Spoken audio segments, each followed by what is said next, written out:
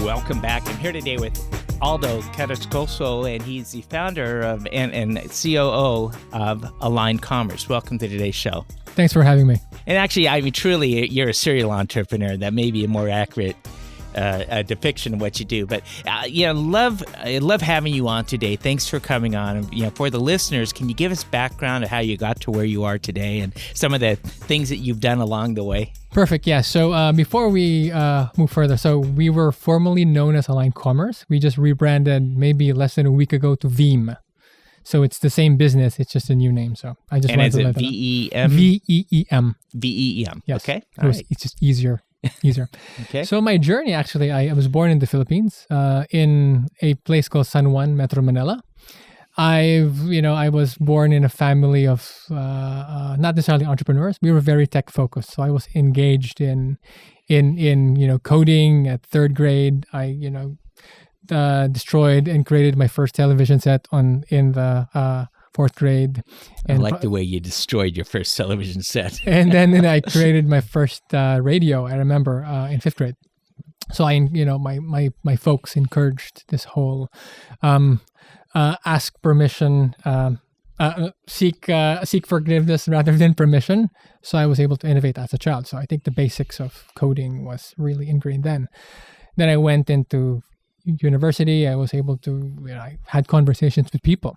Ask them what would be the best thing that I could do or take or to focus on when, because I wanted to contribute back somehow to the world. I grew up in that kind of family. They basically told me, the key to any business is not really the numbers. Well, CPAs might disagree with me or financial forecasters. And they said, it's not really logistics or operations. It's people. So the ability to grow, motivate, and to propel people forward were the most important thing. So that's what I spent my entire college life, basically understanding how to talk, motivate, and grow people, which I think are main core tenets of what I know. Aside from the fact that I'm also a technical founder, so I code. Mm-hmm. Fast forward a number of years, my journey to Silicon Valley started in a parking lot in the Philippines. I said that, one day I'm going to go and pitch some of the largest investors in the world, and I'm going to create really disruptive tech products. And the rest is history. So I moved here around 2004, 2005. It was very hard to break in. I came from a completely Southeast Asian mindset, essentially more laid back, less asking questions, less about questioning authority, more about following orders. I had to reprogram myself. So I actually joined the Babson entrepreneurship program. So I took an MBA. Two things it did for me. One was it forged me and exposed me to mentors who weren't theorists. They were people who actually exited, ran giant companies like Greg Benson, Ed Maram. They were able to run companies and they were the ones teaching.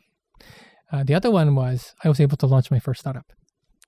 So that really, that whole experience, aside from giving me, a U.S. education, allowed me to get my feet wet. So I started a company called Verigo. So think of Verigo as the Tinder for companies, mm-hmm. right? You know how Tinder matches people based on preferences or likes, and long walks in the beach. I like moonlight dates. I did the same thing, but for B2B. So Verigo was a pioneer in trying to do B2B matchmaking. So if you're a US company and you were looking for partners outside, let's say Southeast Asia, China, India, I wouldn't just give you a listing, right? This is what directories would do. I would give you the best matches for you. So that became something called the OPI algorithm. So it became a matchmaking algorithm for businesses to use each other. So that became successful, and now a consulting firm uses it to do buyer-supplier matching. And to this day, I believe some of the companies that we still match are still partners, right? So personifying, the big vision there was personifying companies allowed you to have longer strategic partnerships, just like relationships in marriage.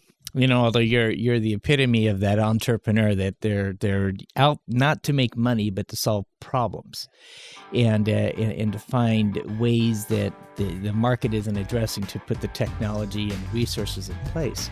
Now Now you've done a number of companies, and I want to get into this, but unfortunately, I'm running up against the break right now. So if we could, why don't we take a quick commercial break, and then we'll continue on with some of the other companies that you've done, and then bring you up to date. This is Alan Olsen's American Dreams. I'm visiting here with Aldo Carrascoso. He is one of the founders and CEO of Veem, V-E-E-M. We'll be right back after these messages.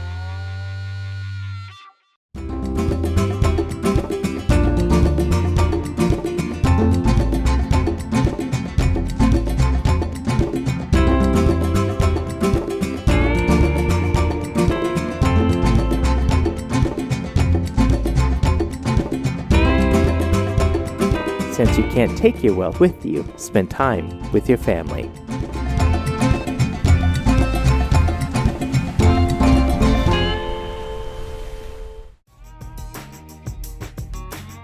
Welcome back. I'm visiting here today with Aldo Carrascoso. He is the COO, Chief Operating Officer of Veem.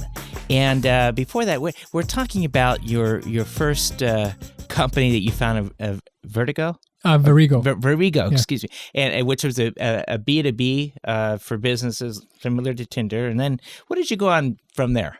So after a few years, I was able to exit from that company. I went to Los Angeles.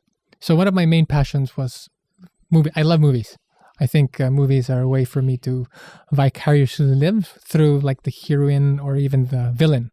So people often ask me how I train my imagination. I always tell them when I watch a movie, I always imagine myself in the situation of what would I do. Actually, some of my craziest ideas come from movies. So what I would have done in the situation of the plot. So anyway, I moved there. I met these two producers. They had this thing saying, they were telling me about this whole viral video content. This was like 2009, 2010.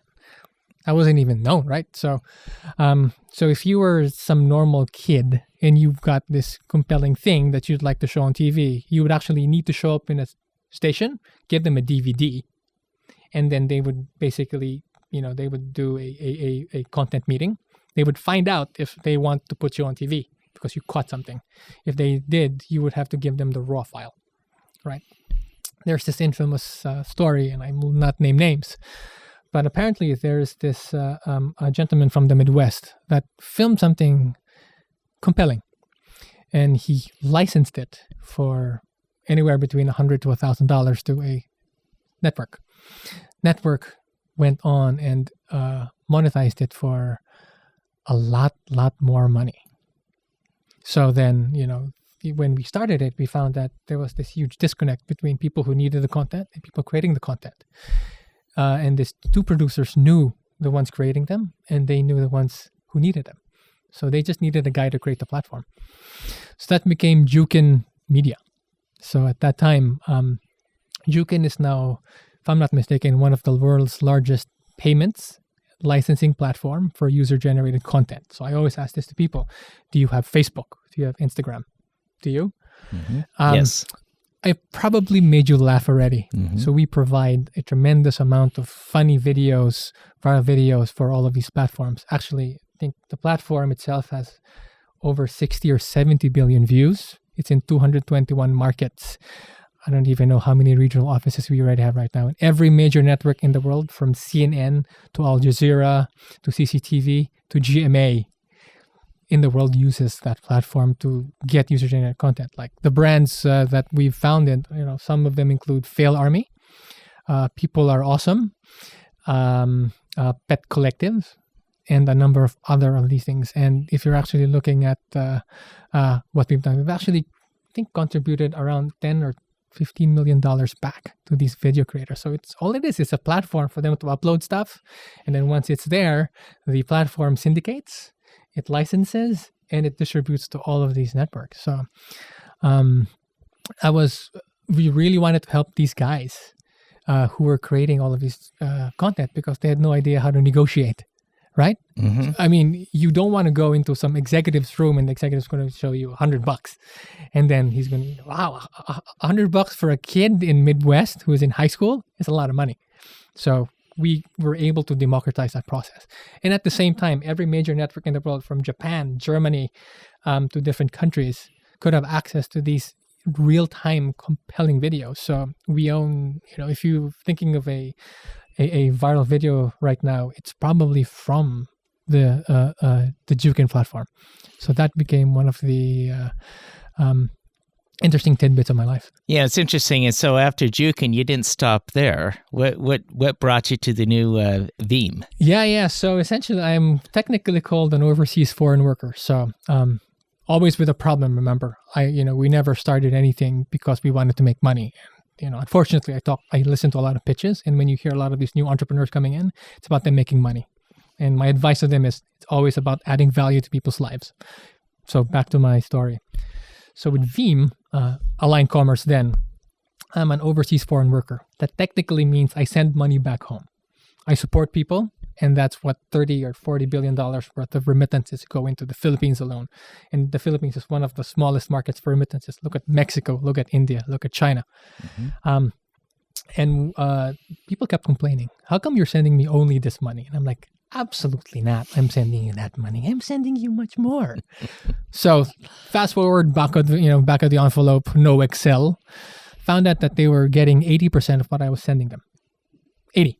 Wow. Who was getting 80? The recipient? Okay, yeah. so the 20% was missing. I was saving, I was sending them I was paying a sending fee, and then the receivers were paying a receiving fee, and they were getting net of something. Yeah. You would never, then I found out it was because of one thing. It could either be the closed loop networks of large institutions, which they will be nameless.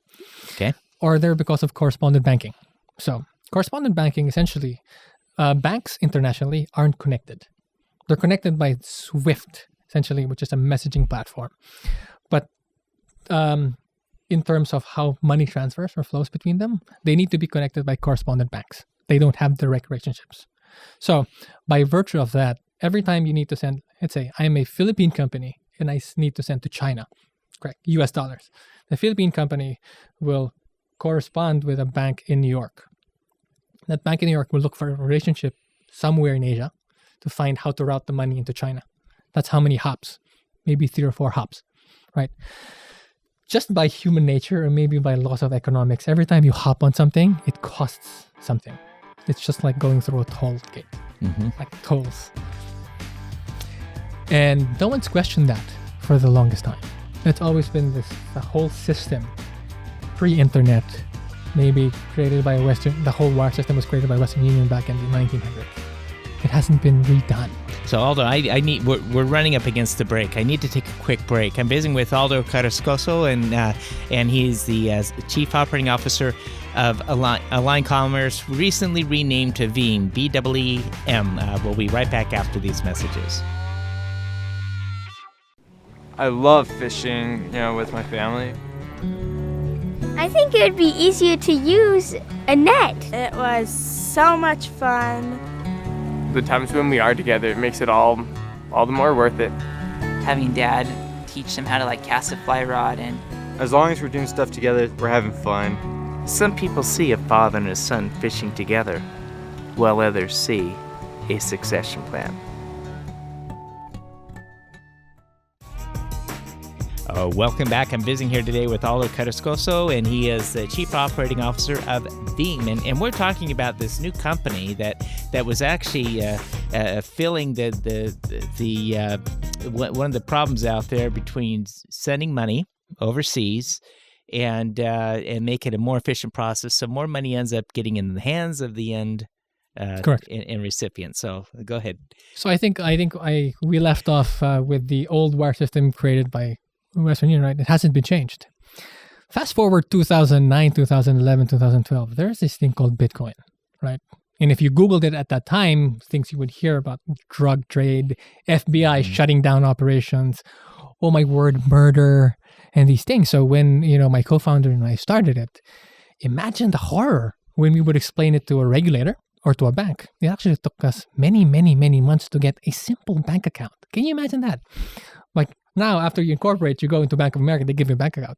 They took us so much time to get that. So just the whole mountain of things that we had to go after because it was too early. No one knew the idea. And by the way, we weren't pitching Bitcoin. We were pitching something called the blockchain. We were the first. That's why we're the world's largest payment processor on the blockchain right now. Excellent. We were the first. So 4 years ago, no one heard about this new thing. And I said, this could be the best thing to connect banks, right? So what we did was we created this thing called the multi-rail router, right? So instead of going from, just banks, they use Swift to tell each other, I'm texting you, I'm sending you money. That's all it does. That's what Swift is. It's a messaging system. And then it essentially does something called a rebalancing. So vostro accounts. So it's banks have bank accounts in other banks. They just subtract and add. They rebalance credit and these things. What the blockchain would allow would banks to have a real-time exchange of transfers. Basically, disintermediating this need for treasury or balances in other banks. Imagine me telling this to someone 4 years ago. Fast forward now, every major bank in the world is investing billions of dollars trying to form a consortia, trying to understand this new thing. The same guys who probably laughed at us, back then are the same guys calling us back. And I love those conversations. So I've spent maybe the last year talking to banks, educating them, telling them about, proof of concept, all of these things. Because Veem is not a proof of concept company. You hear blockchain being proof of concept.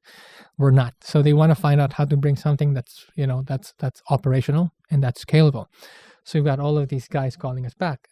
In fact, we've hit a nerve that they decided to start investing in us. So Silicon Valley Bank, National Australia Bank are some of our lead investors, aside from Kleiner Perkins and Google Ventures.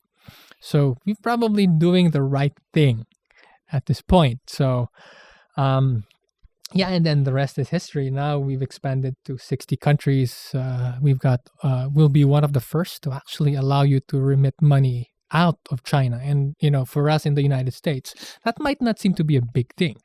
But in China, there's huge capital controls. It's almost impossible to expatriate funds out. Mm-hmm. And again, this is not supposed to be a political commentary, but it's almost impossible. So we're actually one of the first foreign companies to be able to do that.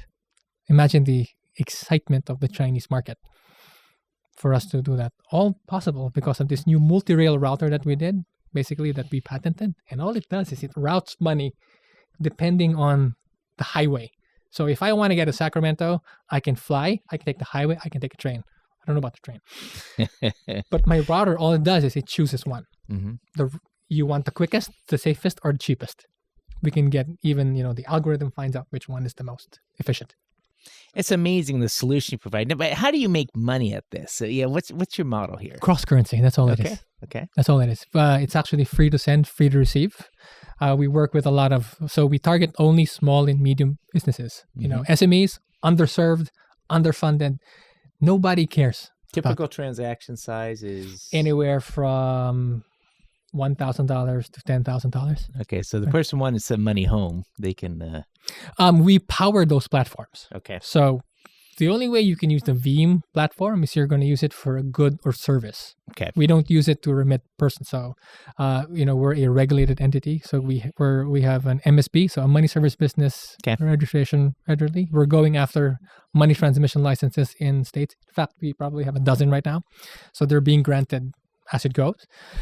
So we have to be very careful of something called KYC or know your customer. So we need to make sure that, and money laundering and all of those nice things. So this is my first regulated entity. It's actually very interesting that it's also frustrating at times because, for me to explain to a regulator what the blockchain is, I spend a lot of time doing that. Mm-hmm. So it's a big area too, money laundering in today's world. And, especially with digital currencies. Mm-hmm. It's actually so simple. Yeah. I mean, that's what scares them. They don't understand how simple it is. But then guys, folks like us over at Veem, essentially, we've put in compliance as one of our cores. So at least we protect the consumers. We get the regulators happy.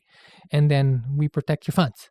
That's probably one of the most important things. So it's really a very mature approach into, how you do all. I think one of the big problems with early blockchain companies is what they wanted to do was, stick it to the man.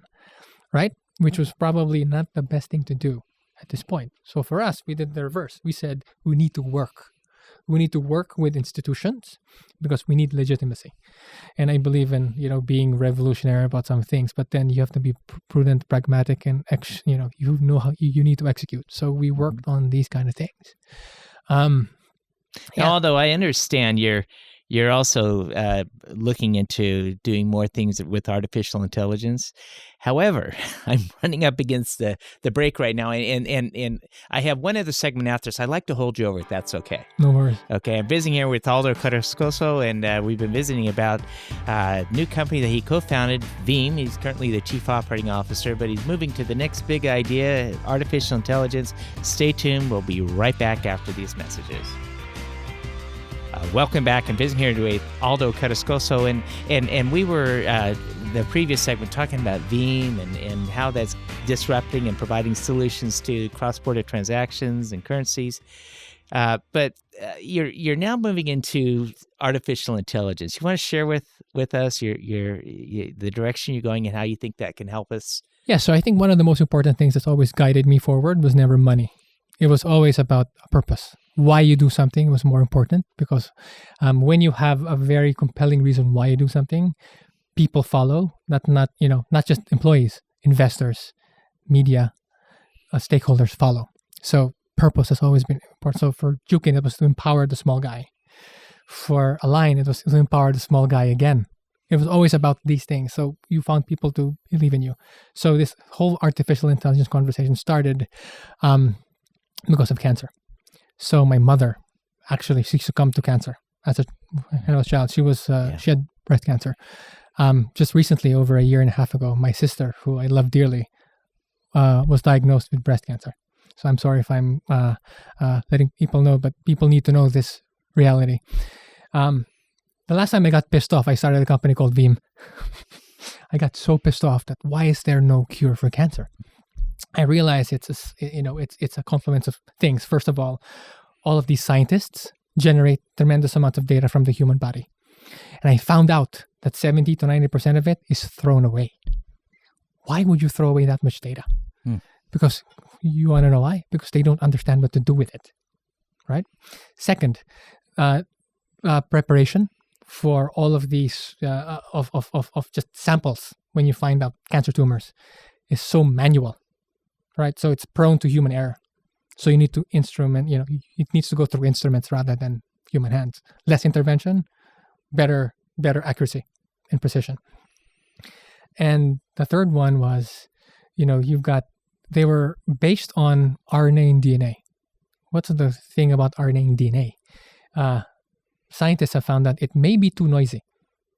So there's groundbreaking research right now that's actually not protein-based, but actually carbohydrate-based. Okay. What the heck does artificial intelligence have to do with that? So the human body, as I said, generates petabytes of data. The only reason why we haven't had a cure for cancer or for breast cancer was because we couldn't find specific markers that would allow to tie in, the similarities of all human beings. But you know what a machine would do? You could train a machine enough to find these markers. One that cannot be seen by the human eye, because machines are unbiased. So I'm working right now on it's a cancer target discovery factory. It's going to run on machine learning and artificial intelligence. So we generate all of this human data, petabytes of it.